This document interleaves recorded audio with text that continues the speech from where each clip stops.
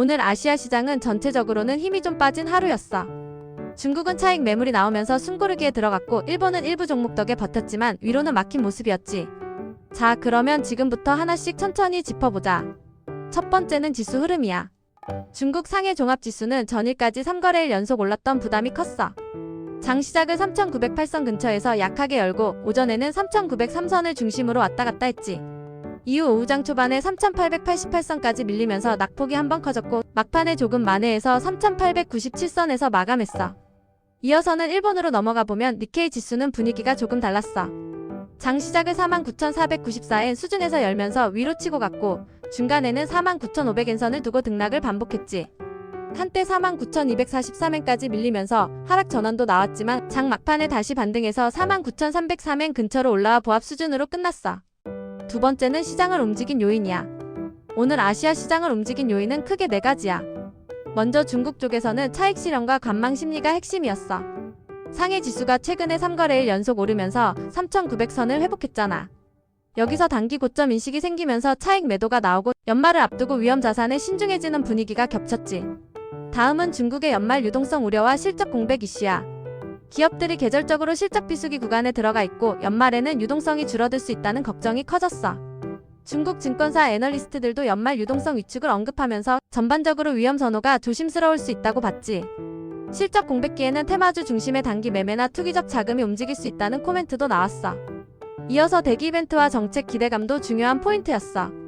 중국에서는 11월 레이팅 독 서비스업과 종합 PMI 발표를 하루 앞두고 관망세가 강했지. 여기에 12월 중순에 열릴 중앙경제공작회의에서 추가 경기 부양책이 나올 수 있다는 기대가 하단을 어느 정도 받쳐줬어. 마지막으로 일본 쪽에서는 금리와 채권 그리고 개별 호재가 동시에 작용했어.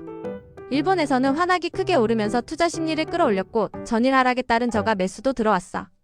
10년물 국채 입찰이 강하게 소화되면서 수요가 탄탄하다는 신호도 나왔지. 반면 일본은행의 금리 인상 가능성에 대한 경계는 계속되면서 지수 위쪽을 눌러놓는 역할을 했어.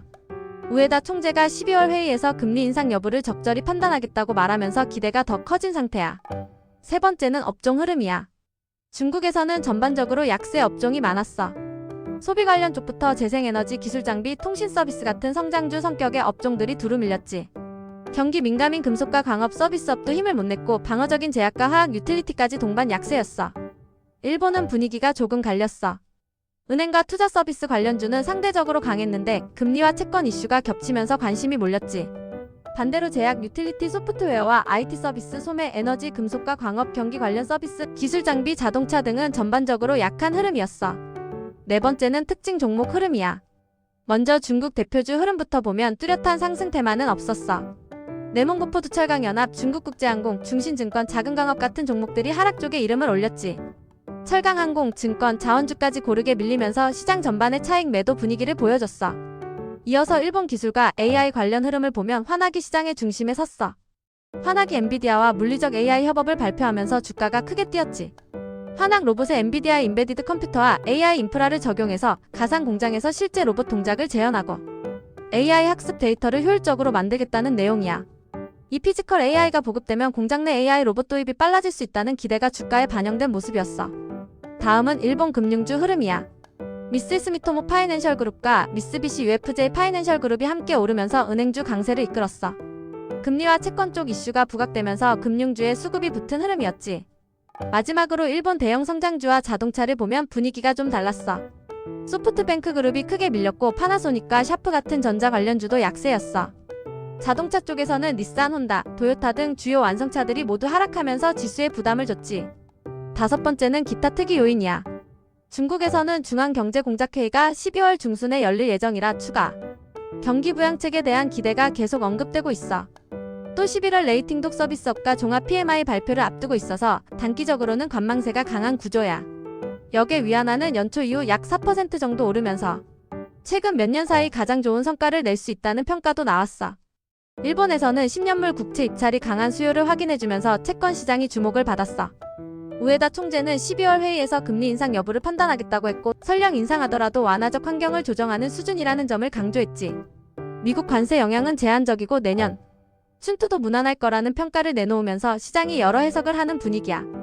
여섯 번째는 거시 지표 흐름이야. 환율 쪽에서는 위안화가 연초 이후 꾸준히 강세를 보인 점이 눈에 띄었어. 1일고시 환율을 통한 방어와 중국 증시 강세, 달러 약세가 겹치면서 역의 위안화 흐름이 좋아졌다는 평가야.